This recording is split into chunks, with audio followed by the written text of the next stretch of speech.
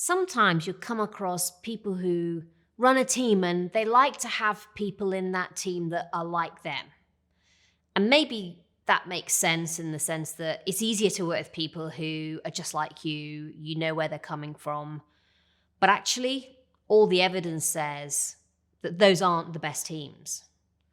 The best teams, certainly my experience, but I think if you look at evidence by amazing management consultancies like McKinsey, the best teams that do the great work are the ones that are really diverse.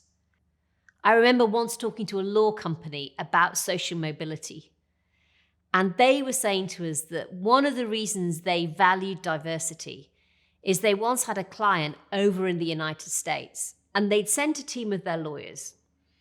And the client had actually rung them up and said, "I want my money back.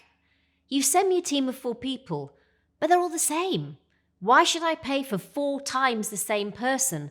I want different views and I want to get different perspectives, and that's what we want from this job." And they said it really made them sit up and think.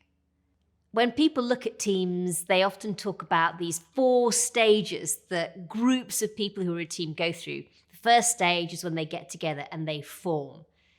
The second stage, though, is when they start storming because everybody's got a different personality, they've all got different views.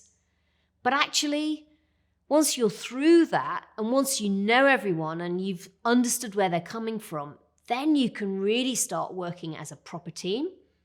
That's called norming. You get to know them and it's all normal. And then the 4th stage of being a great team is performing.